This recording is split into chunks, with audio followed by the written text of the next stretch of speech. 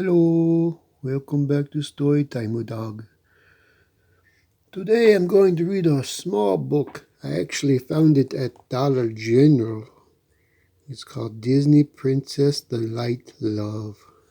I thought it might be cool to read on here, so I'm going to read it. It's not a very long story.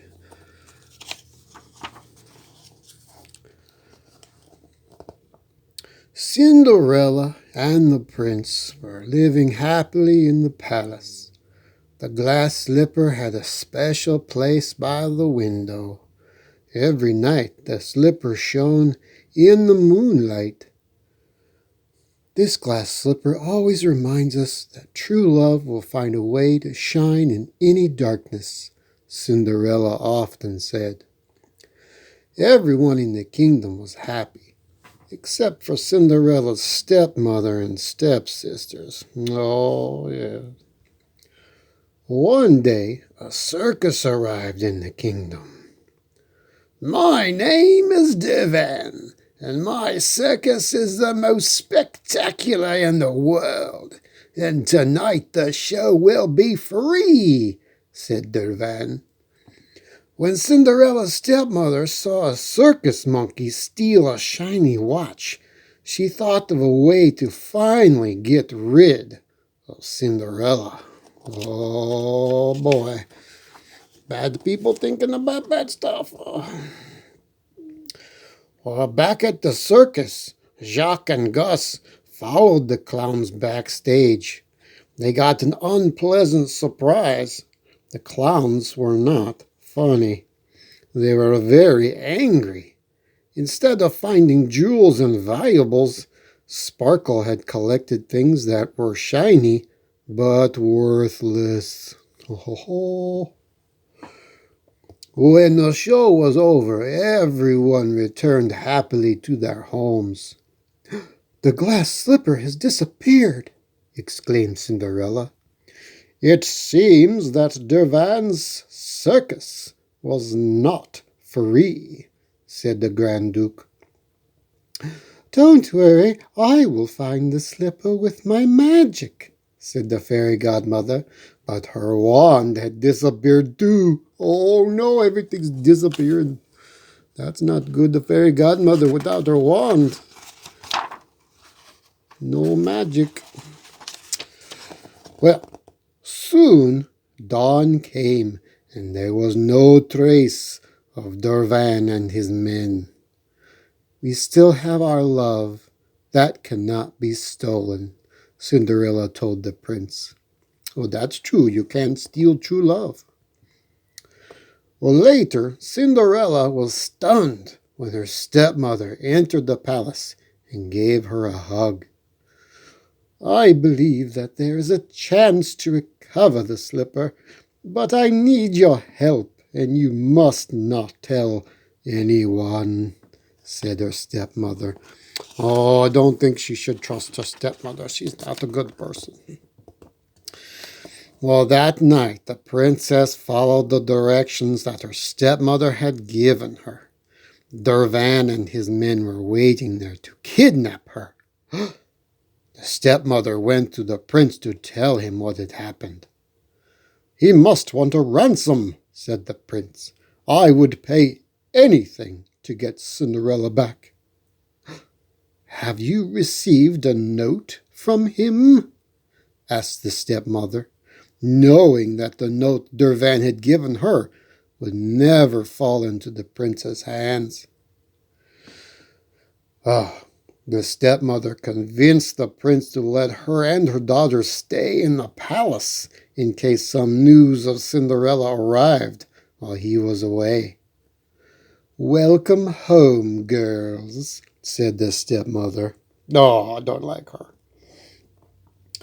Well, on the ship, Durvan told Cinderella that she would cook and clean until the prince paid the ransom. He locked her up with the animals. Oh, it looks like she's having a good time, though. The animals seem to like her pretty good. She talks to the animals. Oh, look at that. Talking to the animals. Little monkey showing the boots to her. Well, Cinderella told them the story of the glass slipper and how she met the prince. So many happy stories attracted the attention of a pair of seagulls. The princess offered them some crumbs. Meanwhile, in the palace, Cinderella's stepsister spent all day giving orders to the servants. Jacques saw that the paper fell from the stepmother's purse. He picked it up and ran away with Gus. There he is right there. Oh, and there's Gus right there. The cat's chasing him.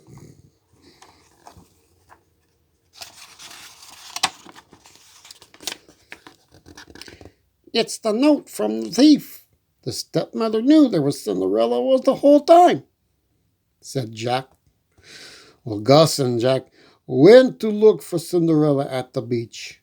By luck, they found the fairy godmother and told her what had happened.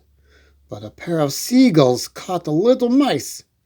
These were the seagulls that Cinderella had fed, and they carried them to the princess. Oh, I bet they were scared. I thought they were like lunch. But nope, just taking you to Cinderella. When the stepmother saw the prince return alone, she quickly drew a false trail on a piece of paper and tied it to a pigeon. When the pigeon arrived, the prince decided to follow the trail and look for Cinderella in the forest.